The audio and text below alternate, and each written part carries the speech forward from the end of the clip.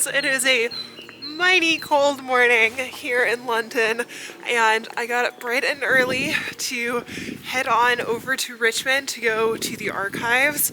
I am heading to the National Archives to look at a bunch of documents from the Barbadian General Assembly from the 17th century. So we've got a lot of documents to look at today. It's always a bit of a mystery as to how many pages there's going to be, because sometimes you pull a document and it's got like 5 pages, or it's just a single document, and then sometimes it's like an 800-page manuscript and you just have no idea. So I have no idea what I'm getting myself into, but I am very excited to be back going to the archives and sharing the experience with you all. So let's get over to Q and put my things in a locker, and hopefully it's nice and warm inside because I'm freezing even all bundled up.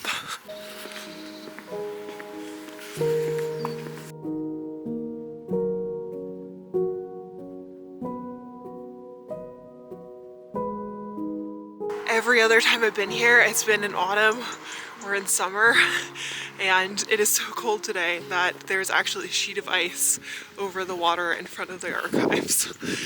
It's so cold. Hi friends, before we head on into the archive, I wanted to chat with you about the sponsor of today's video, which is SciSpace. SciSpace is an AI research assistant to help you improve your workflow as an academic. It will help you with your literature reviews. It helps create and generate citations in all of the different citation formats that are available to us academics. And so I wanted to highlight some of the core features that they have available. First and foremost, you have their literature review feature. And for those of us that are working on articles, if you're in classes or if you're a graduate student that's working on an independent research project, then know how important it is to be able to identify literature. But what's even better about SciSpace is that it not only helps you identify literature, but it also allows you to compare them side by side and then use their Copilot feature in order to actually ask questions of the document. You can chat in over 75 different languages in order to gain insights about the findings, the sources,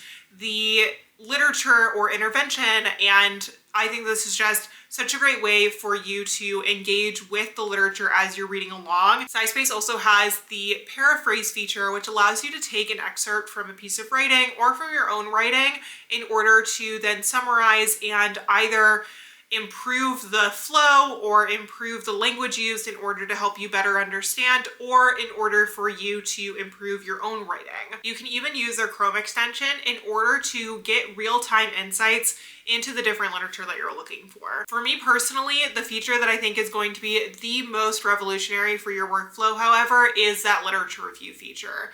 Because not only does it help you identify literature, but it'll also tell you whether it's open access, and you can actually access it directly from the SciSpace website. So if you want to go ahead and check out SciSpace for yourself, I'm going to have a discount and a link in the description down below. This system is going to be great for community college students that are working on term papers, graduate students that are working on independent research projects, or even professors that are looking to identify literature for their courses. So if this sounds like something that would be useful to you, then go ahead and check it out for yourself. Thank you again to SciSpace for sponsoring today's video.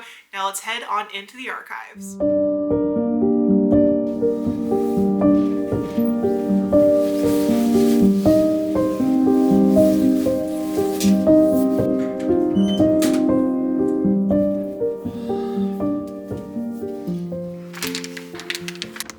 I'd say it's time for a little voiceover. This is the first document that I picked up, and as you can see, there are various leaflets, and these are all petitions to the crown, primarily from Barbados around 1710 to 1715. Before I begin imaging for the day, I go ahead and set up my Notion. I showed how it is that I created this Notion dashboard for my dissertation in a recent Plan With Me video, but this is my primary source database, and so I'm going to go ahead and add a new entry. When I create the new entry, I go ahead and add all the information about the document, and because this document had various leaflets, I go ahead and break it into some subcategories so I can take notes on the specific entries.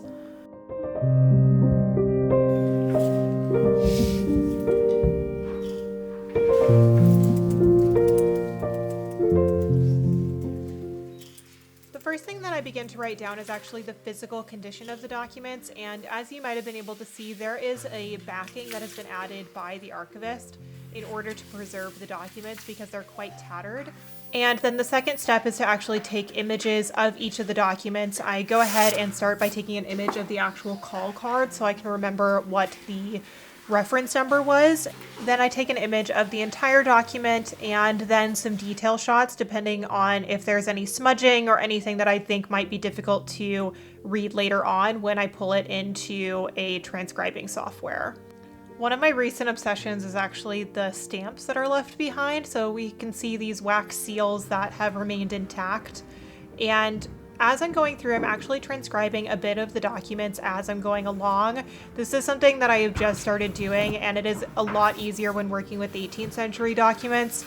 I often have a really difficult time with the early 17th century materials, and so today made my life a lot easier. And this is the second box that I pulled up, which was a series of petitions from the colonies. So I had a box, or rather a folio from South Carolina, there was one from Philadelphia, another from Jamaica, and there was actually a finding in here that I was quite shocked by. And I know so many of you are going to be curious, but you're just going to have to wait until this project becomes a book to find out. All right, the end of a long day in the archive. Actually not too long. I'm leaving at like 2 o'clock.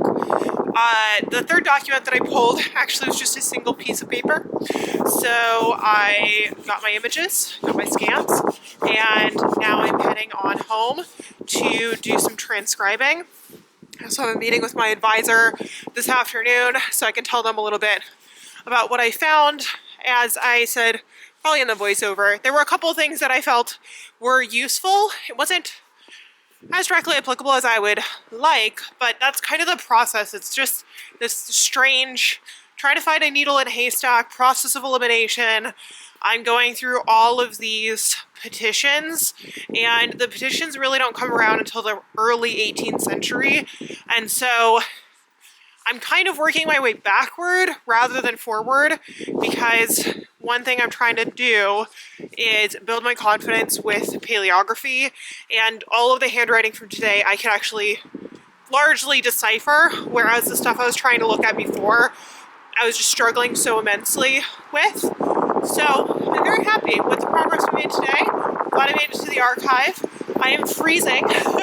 As I mentioned earlier, it is so cold, but I'm gonna head on back to the flat and to the other side of London and prepare for my meeting.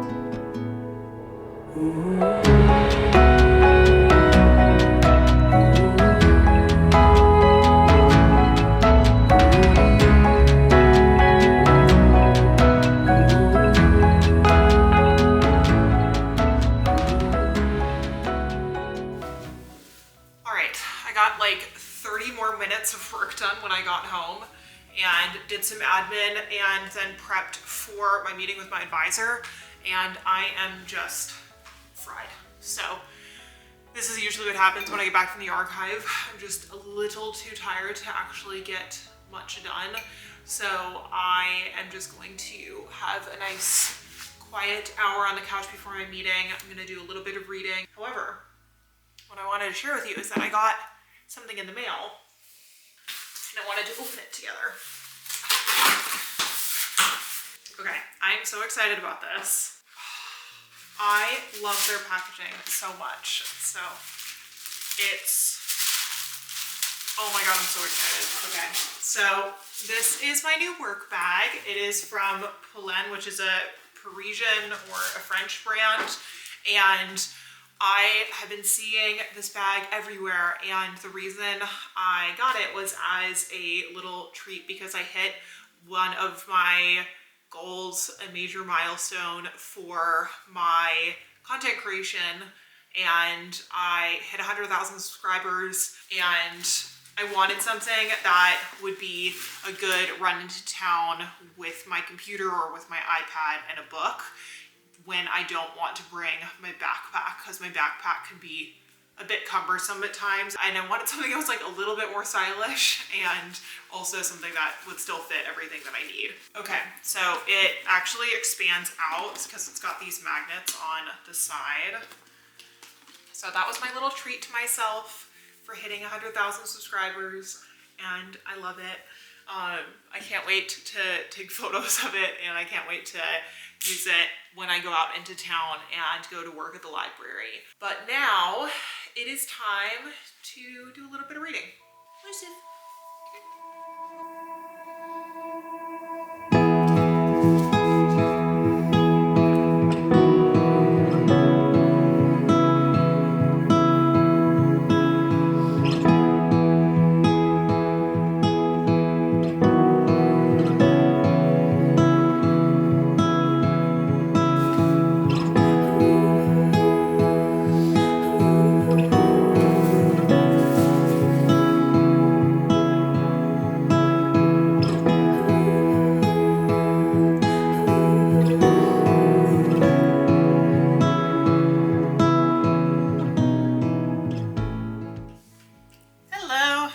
So I was working on the fellowship applications, like I said in my email, and I was trying to pull together the written sample, and the thing that I just kept, there's two things I just kept kind of like coming up against, which was, one, I felt like the scope of what I was trying to write, I just felt like I wasn't clear on what direction I was heading in. At first, I was trying to focus primarily on the difference between Virginia and Maryland in order to then expand on that for the North American colonies. However, the challenge with selecting those two in particular is that I felt like in order to get the written sample to the length that it needed to be, I had to go into so much detail about the General Assemblies and about the relationship to the local courts that I just didn't have enough knowledge myself in order to really do that justice. And then the second piece was that I just genuinely didn't feel like I had a strong enough grasp on the archival records. Okay, yeah. And so I think that there's a way for me to craft a chapter about the Jerome Handler argument about custom versus law, and I can engage that literature, and I can use these records in order to tell a bit of a story. So I think that's the direction. All right, I've had a very good meeting with my advisor, very productive, have a really solid plan for how it is to approach the chapter conference. And now it is date night. So I'm going to go with my partner. We're gonna go out for a nice dinner. We try to do a special date night every couple of weeks. So we are gonna head on into town, and I'll try to get some footage, but it is just kind of special quality time. I'm gonna go head off, but before I do, I'm gonna show you my outfit. All right, we've got the Cézanne sweater. I just love their stuff. It's a bit of a problem. I have my secondhand belt. I got my trousers from, where are they from? Reformation. And then I've got my little going out bag. So, time for date night.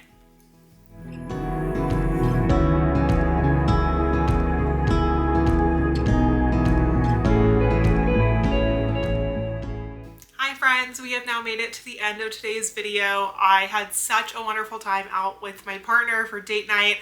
It's something that we try to do about once a month or every 3 weeks or so, is just have a nice special night out together. And I had such a wonderful day in the archives, and it was a perfect way to end off the day. But I'm gonna go ahead and wrap up today's video. Thank you again to SciSpace for sponsoring. If you're interested in checking out SciSpace for your own workflow and using some of their AI powered research tools, then I'm gonna go ahead and have the coupon and link in the description below. And if you enjoyed this video, please remember to give it a thumbs up and hit that subscribe button.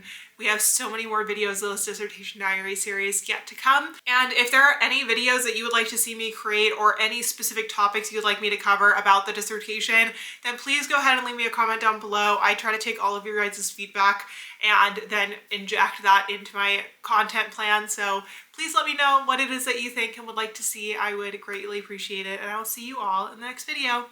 Bye, friends.